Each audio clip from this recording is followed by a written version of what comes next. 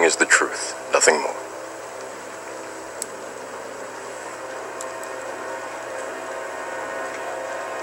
Hello everyone, this is Steve with Breaking Truth News. So I'm going to play a segment video for you guys here, get your guys' minds open a little bit. Some of you are looking for some motivation, some of you are looking for some knowledge, and some of you are a little lost with the world these days. So I'm hoping this video can enlighten you a little bit. I know it's enlightened me. And he breaks every point down about how our societies run backwards and how we don't actually get to make full choices on what we actually want to become with ourselves. And when I think about it deeper and deeper, he's absolutely 200% correct, because I know I went through this. A lot of people go through this all the time. And the way things are built, it's like an imprisonment that makes us go one direction, but really you want to go another direction. And it takes more mountains to climb to actually get there, when it could be simpler and directed in another way. So I'm going to play this clip, and I hope you guys like it. I hope you guys enjoy it. I know I have. And if you have any questions or would like to discuss or like to challenge the analogy, leave a comment below. And if you like the video and like to see more, hit that like button, and don't forget to subscribe. So what I write about in my book is how to study the culturescape, the shared subjective realities we are living in, and identify what rules help you and what rules are really rules or bullshit rules. Rules that hold you back from truly living your most extraordinary life. So let me give you an example of a bullshit rule, right? So growing up in an Indian family, there's a lot of pressure to be successful. So if you have Indian friends, they'll probably say this as well, especially Indians who are immigrants like me who live outside India, that your family pushes you to be a lawyer, a doctor, or an engineer. And if you're not any of that, you're a family embarrassment. So Indian kids grow up to be lawyers, doctors, engineers, or family failures. So in my case, I loved art. I wanted to study art. I love performing art. I love getting on stage and acting. I loved photography. But when I went to school, I viewed artists, the idea of me being an artist, as disappointing my family, as the opposite of success. So I signed up for computer engineering classes. I studied hard, went through all of these boring as hell classes that I had no interest in at the University of Michigan, so that 5 years later, I could get a job at Microsoft. And now, boom, I was it. I was working for Bill Gates. I was at Microsoft. My family, they'd saved up over $100 grand for this college education. And now I was a software guy at Microsoft. 11 weeks into Microsoft, I realized I was miserable, and I quit cold turkey.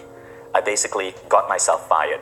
I had no motivation for work. When I was supposed to be in the office, and I confess, and I'm so apologetic to my boss, I would just hold myself up and play Age of Empires because I was so bored with programming.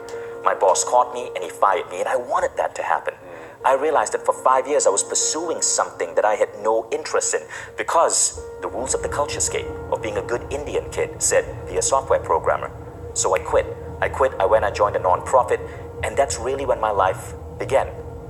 I dabbled in different things, from traveling around the world to meditation to art, but it was through following these passions, it was through ignoring the bullshit rules of the culturescape, but really identifying what really drove me, what made me passionate, that I was able to build the life I have today.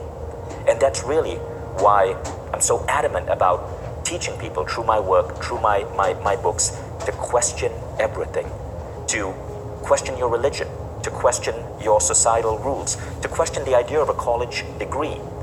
That's how I feel all of us should be living life, by questioning everything. And I don't mean being skeptical of everything, there's a difference. I mean healthy skepticism, ultimately questioning the rules of the culturescape so we can stay true to our own inner identity. So I think the idea of goal setting in the Western world is rubbish. Because here's what happened.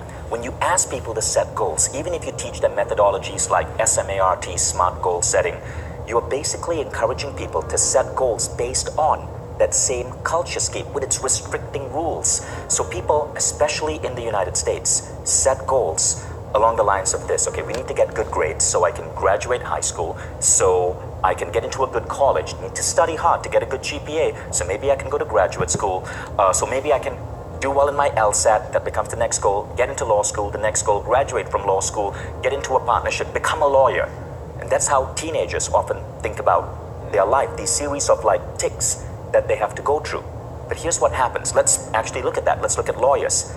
50% of lawyers in America are clinically depressed. It's not just the US. I think Australia did a similar study.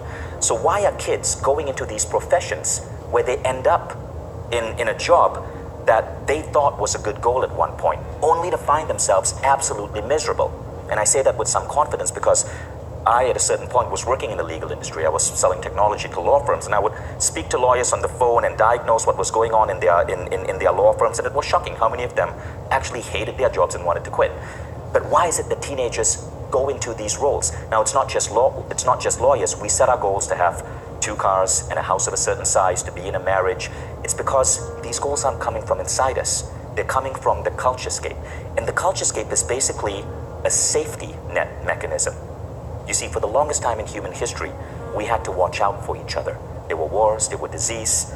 Go back 1,000 years, there were wild animals that might kill you. So you had to follow certain rules of the culturescape to stay safe. Right. Among these were, get a good education, so you are not stuck in a factory job, so that you can have a blue-collar job. It was get married, so if you're a woman, you have a man to provide for you. It was have 5 kids, because if you go back 50 years ago, infant mortality was so much higher. You had 5 kids, 2 were gonna probably pass away.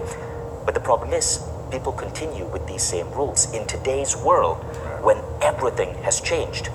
So the thing is, I don't believe in goal setting, because when you teach traditional goal setting, people are locked into the rules of the culturescape. So here's what I suggest. I suggest we ask ourselves 3 questions, and I call these the 3 most important questions. Now, the first question is this.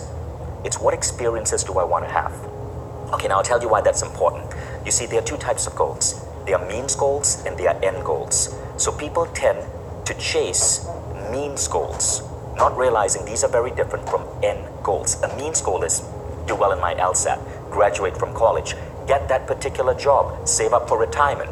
But if you ask these people, why do you want that? There's always a so. Well, I wanna qualify for college, so I can do this. Right. I want to become a lawyer, so I can do this. Well, the so leads you to the end goal. Now, what are end goals? End goals are these things that really lead to the beauty of being human. It's waking up next to someone you madly love. It's holding your first child in your arms. It's having a puppy. It's seeing your business open for the first time. It's making that, getting that first customer. It's completing your first book. It's creating a work of art and having people admire it and fall in love with it. These are end goals. So what I advocate is, and the 3 most important question is, forget the means goals. Means goals are goals designed by the culturescape. Instead, go straight to the end goals. Now, the first question you ask yourself to identify your end goals is, what experiences do I want to have in life? And this is where you start writing down your experiences. And, when I do this exercise, I ask people to take out a piece of paper, draw 3 columns. So if you're watching, do that right now. Take out a piece of paper, 3 columns. Top of the first column, you're going to write down experiences, right? And ask yourself, what experiences do I want to have? Who do I want to wake up with? What type of house do I want to live in? What countries do I want to visit? Where do I want to travel to? What adventures do I want to have? Whether it's climbing Mount Kinabalu or hiking the Andes. What type of family life do I want? What dog do I want? The beautiful thing about experiences is, often, they don't require that much money. It's crazy. We associate money with happiness, but often, the most beautiful experiences in life require no money. Almost any human being today can fall in love, can make a baby. And these are some of the most profound experiences I've had. So the first thing is, you make a list of your experiences. Now, the second thing is, you ask yourself this question. For me to be the man or woman who has all of these experiences, how do I have to grow? And here we come to the second list. See, I believe we are souls having a human experience here on planet Earth. But these souls are not just here to explore all of these wonderful things about being human. I believe as souls, as human beings, we crave growth. Human beings are growth-driven machines. And so you make that second list. And that second list is, how do I want to grow? How can I learn to be a better father, a better spouse, a better lover? What languages do you want to learn? Do you want to learn a musical instrument? Do you want to learn to write? Do you want to learn to play a particular sport or learn a particular skill? What many people don't realize about the world is that growth is a goal in itself. It's one of the key things that drive us forward as human beings, but very few people write down growth as goals. It's because our education system, which tries to teach us to grow through forced learning, makes many people dread learning. So growth becomes that second list. Now you have two lists, your experiences and your growth. Now you ask yourself the third question, and the third question is this: to be that man or woman who has all of these experiences, to be that man or woman who has grown in such a way, how can I give back to the world? And there's a very important reason for that question. The Dalai Lama said, if you want to be happy, make other people happy. And I believe that when you do these three most important questions, that third category is what truly leads to fulfillment.